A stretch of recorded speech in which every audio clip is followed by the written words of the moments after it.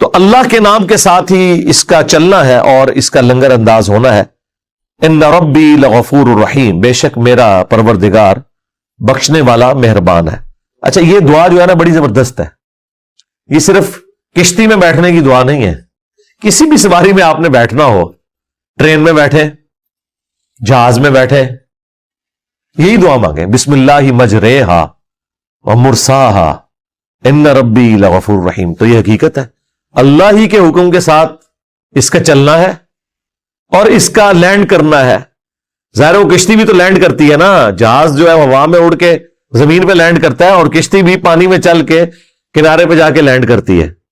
تو چلنا بھی اس کا اللہ کے حکم سے ہے، لینڈ کرنا بھی اس کا اللہ کے حکم سے. ایک یہ دعا ہے اور دوسری سورہ الزخرف میں آئے گی، سبحان الذی سخر لنا ھذا وما كنا له مقرنین وَإِنَّا إِلَىٰ رَبِّنَا لَمُنْقَلِبُونَ.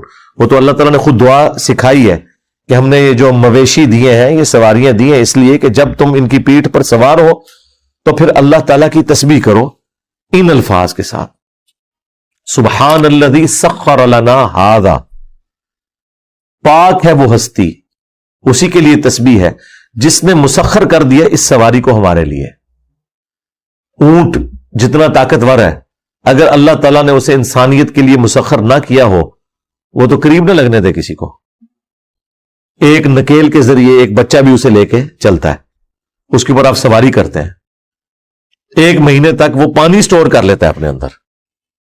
کیا زبردست چیز اللہ نے بنائی ہے. اس کے علاوہ بھی جتنے جانور ہیں اور باقی سواریاں بھی اللہ کے حکم سے چل رہی ہیں. فورس آف بوائنسی، قوت اچھال جو ہوا میں پانی کے اندر موجود ہے، وہ تو اللہ نے رکھی ہے نا. اگر یہ غائب ہو جائے تو چیزیں ڈوب جائیں گی.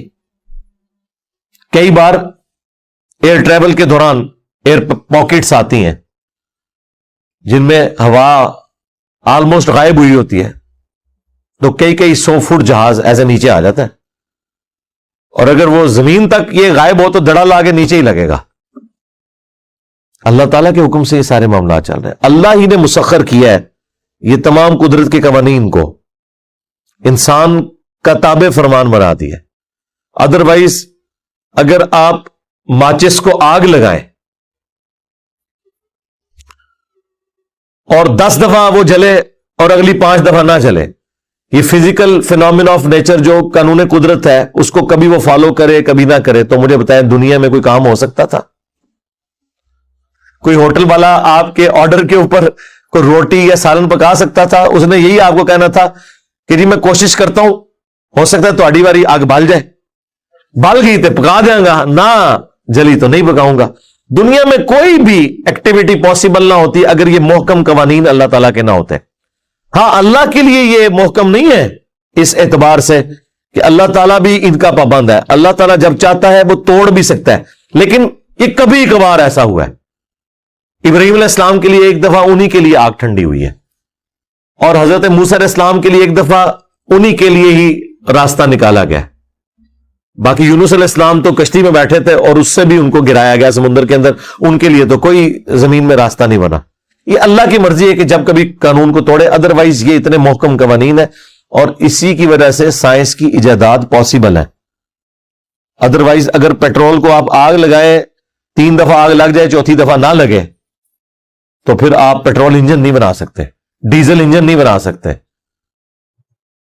پھر تو آپ جہاز میں بیٹھے ہیں، اب آپ جہاز کی مرضی ہے کہ وہ اس کا انجن آن ہوتا ہے یا نہیں ہوتا. تو اس طرح نہیں ہے، اللہ تعالیٰ نے یہ سب کچھ مسخر کیا ہے. اس لیے ہم ہر چیز کو اللہ تعالیٰ کی طرف منسوب کرتے ہیں، کیونکہ یہ سارے قانون قدرت اللہ تعالیٰ نے رکھے.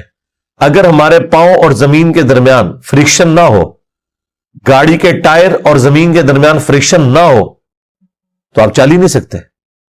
ٹرین پٹری کے اوپر چل ہی نہیں سکتی جب تک کہ اس کے ٹائر اور پٹری کے درمیان فرکشن نہ ہو، ادروائز تو سلپ کر جائے گی. اور جو ایلیویٹ ہو کے ٹرینیں چل رہی ہیں، جس طرح بلٹ ٹرینز ہیں، ان کے وہ شروع میں تو وہ ٹائروں پہ چلتی ہے، جب ایک خاص سپیڈ حاصل کر لیتی ہے اس کے بعد اس کی میگنیٹک فیلڈ کو وہ ایکٹیویٹ کرتے ہیں، تو پھر وہ جس طرح جہاز بھی جب تک 300 کلومیٹر پر آور کی سپیڈ کو کراس نہ کرے اس وقت تک ٹیک آف نہیں کر سکتا. اگر وہ سپیڈ گین نہ ہو اس رن وے میں تو بس وہ پھر جہاز گیا جا کے سامنے لگے. اور کئی بار ایسا ہوتا ہے کہ رن وے ختم ہو گیا, ابھی وہ سپیڈ گین نہیں ہوئی, کیونکہ مخالف بعض اوقات ہوا ایسی چل رہی ہوتی ہے, وہ 300 کی لمٹ کراس نہیں کرتی. تو اگر اس وقت جہاز کو ٹیک آف کروایا جائے تب بھی ٹیک آف نہیں کرے گا, کیونکہ اس میں اتنی پھر اپ لفٹ پیدا نہیں ہوگی کہ وہ جہاز کو سپورٹ کر سکے. اس طرح ٹرین بھی, جو بلٹ ٹرین ہے, پہلے وہ ٹائروں پہ چلتی ہے, اس کے بعد پھر اس کے ٹائر اٹھا لیے جاتے ہیں. جب وہ اتنی سپیڈ حاصل ہو جاتی ہے پھر وہ میگنیٹک فیلڈ کی, لیکن اب میگنیٹک فیلڈ کی وجہ سے جو اس میں سلپ پیدا ہو رہی ہے, وہ جو میگنیٹک فورس ہے وہ تو قدرت نے رکھی ہے اس کے اندر, وہ ختم ہو جائے تو سب کچھ ختم. اسی طریقے سے جو ہائی سپیڈ ٹرینز ہیں جو 300 کلومیٹر تک چلتی ہیں, جو ٹائروں کے اوپر چلتی ہیں, انرجی وہ اپنی اس وائر سے لے رہی ہیں جو اوپر چل رہی ہے. اس کے ساتھ مسلسل آپ دیکھتے ہیں کہ ایک سٹینڈ ہوتا ہے وہ انجن کے اوپر جو ٹچ کر رہا ہوتا ہے, اس سے انرجی لے رہا ہوتا ہے. اب اس بجلی کے اندر طاقت اللہ نے رکھی ہے. یہ تمام قانون قدرت اللہ تعالیٰ نے اتنے محکم بنائے ہیں کہ یہ ہر دفعہ اسی طریقے سے پرفارم کرتے ہیں. اگر یہ اپنی مرضی کرنا شروع کر دیں کہ کبھی پرفارم کریں کبھی نہ کریں, پھر دنیا میں کوئی بھی ایجاد نہیں ہو سکتی تھی. یہ سائنس کے محکم ہونے کی وجہ سے, سائنسی قوانین, یا بہتر تو ان کو ہم قانون قدرت کہیں, اللہ کے قوانین کے محکم ہونے کی وجہ سے یہ ساری چیزیں پاسبل ہوئی ہیں. لہٰذا جب ہم یہ بات کرتے ہیں نا کہ جہاز اللہ کی وجہ سے اڑ رہے ہیں, اور اللہ تعالیٰ قرآن میں کہتا ہے کہ اسی کے حکم سے اتنے بڑے بڑے جہاز سمندر میں چلتے ہیں, بادبانوں والے, پہاڑوں کی مانند, تو وہ اللہ کے حکم سے ہی چل رہے ہیں. کیونکہ اگر فورس آف بوائنسی نہیں ہوگی جہاز ڈوب جائے گا. ایک سوئی ڈوب جاتی ہے پانی میں, لیکن ہزاروں ٹن وزنی بحری جہاز وہ نہیں ڈوبتا. کیوں؟ اس کا سرفیس ایریا زیادہ ہے. اس کو ڈیزائن اس اعتبار سے کیا گیا کہ جس اعتبار سے اس کا وزن ہے اس اعتبار سے اس کا سرفیس ایریا جو پانی کے ساتھ ٹچ کرنا ہے وہ ہم نے بڑا بنایا ہے. اسی کو چھوٹا کر دیں گے وہ ڈوب جائے گا. ان کو پتا ہوتا ہے کہ اتنا وزن ڈالنا ہے تو اتنا اس کا پیندہ ہونا چاہیے, اتنا سرفیس ایریا ہو تاکہ وہ پانی اسے سپورٹ کر سکے. پھر بھی کچھ حصہ اس کا پانی کے اندر رہتا ہے, مکمل طور پہ اوپر نہیں تیرتا, وہ اندر رہتا ہے کچھ حصہ, اور وہ ارشمیدس پرنسپل کے تحت کیلکولیٹ ہو جاتا ہے کہ بحری جہاز جتنا پانی کا والیوم ڈسپلیس کرتا ہے, جب بحری جہاز کو آپ پانی میں رکھتے ہیں, وہ لانچنگ بھی اگر آپ ویڈیوز دیکھیں بڑا مشکل کام ہوتا ہے.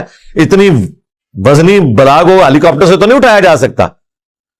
وہ رولنگ فورس کو یوز کر کے اور اس کو گھسیٹ کے اندر لے کے جاتے ہیں. جب وہ پانی میں جاتا ہے تو وہ پانی کو ریموو کرتا ہے وہاں سے, اتنے حصے میں بحری جہاز آ جاتا ہے پانی کے اندر. تو وہ جتنا پانی اس نے دائیں بائیں کیا ہوتا ہے نا, اس پانی کا جتنا وزن ہوتا ہے نا, اس کے برابر فورس لگ رہی ہوتی ہے. اسی کو کہتے ہیں فورس آف بوائنسی. اگر وہ فورس کم ہو جائے تو جہاز ڈوب جائے گا, اگر وہ بیلنس ہو جائے گی تو جہاز پھر تیرے گا. یہ ٹائٹینک کیوں ڈوبا تھا؟ جب اس میں شگاف پڑا تو اس کے نچلی منزل کے اندر وہ پانی بھرنا شروع ہو گیا.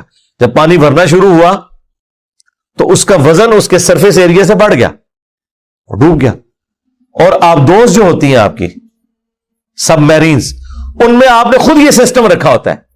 آبدوز کبھی بھی سمندر میں نیچے جا ہی نہیں سکتی جب تک کہ آپ اس کے اندر کوئی وزن نہ ڈالیں. اگلے زمانوں میں تو جب شروع میں آبدوزیں تھی تو خود وزن اس میں ڈالتے تھے. اب جو لیٹسٹ ہے اس میں وہ پانی بھرتے ہیں تاکہ وہ پانی اتنا زیادہ ہو جائے کہ وہ نیچے چلی جائے. اس لیے آپ دیکھتے تھے آبدوز کا جو سرفیس ایریا انہوں نے بڑا کم رکھا ہوتا ہے. ایک تو اس کی گول سٹرکچر رکھی ہوتی ہے اور لمبوتری سی ہوتی ہے, کیونکہ اگر چوڑی بنائیں گے تو وہ پھر اس میں آپ جتنا مرضی پانی ڈالتے جائیں وہ جب تک پورا اس پہ اس کو غرق نہیں کریں گے وہ نیچے نہیں جائے گی. تو اس لیے آپ دیکھتے ہیں وہ لمبوتری ہوتی ہے, اس کا سرفیس ایریا جو یعنی ٹچ کر رہا ہے پانی کے ساتھ وہ تھوڑا بنایا جاتا ہے تاکہ جیسے ہی اس میں پانی ایڈ کیا جائے تو اپنے وزن کی وجہ سے اندر چلی جائے. اور جب باہر نکلنا ہوتا ہے وہ پمپس کے ذریعے پانی کو باہر نکالتے ہیں, وہ ہلکی ہوتی ہے اوپر آ جاتی ہے. تو یہ ساری چیزیں پاسبل کیوں ہے؟ یہ ساری سائنس اس لیے پاسبل ہے کہ جو اللہ تعالیٰ کے محکم قوانین ہے یہ اللہ نے مسخر کیے ہوئے ہیں انسانوں کے لیے. لہذا یہ بات اس سے شروع ہوئی تھی کہ یہ اللہ کے حکم سے اس کا چلنا ہے اور اسی کے حکم سے رکنا ہے. واقعی یہ اللہ ہی چلا رہا ہے ہر چیز. ہاں, اگر اللہ تعالیٰ یہ قوانین کو ذرا سا بھی ڈسٹرب کر لے تو یہ سارے کے سارے معاملات تل پٹ ہو جائیں گے. اللہ تعالیٰ نے یہ ساری کوالٹیز رکھی ہوئی ہیں, اور ابھی تو کئی ایسی چیزیں جو ہمیں پتہ ہی نہیں ہے. یعنی 800 سے 100-150 سال پہلے کا انسان تو نہیں جانتا تھا کہ سورج ایک دن میں اتنی بجلی دیتا ہے اس پلانٹ ارتھ پہ کہ ہزاروں سال کے لیے بجلی کی ضرورت پوری ہو سکتی ہے اگر اس روشنی سے ہم بجلی بنا لیں. یہ تو جب سولر سیل بنے تو آج آپ دیکھ رہے ہیں پاکستان میں بھی اگر یہ لوڈ شیڈنگ کی برکات نہ ہوتی تو آپ کو کبھی سولر پلیٹس کا تعارف بھی نہ ہوتا. اگر بجلی گورنمنٹ پوری کر رہی ہوتی.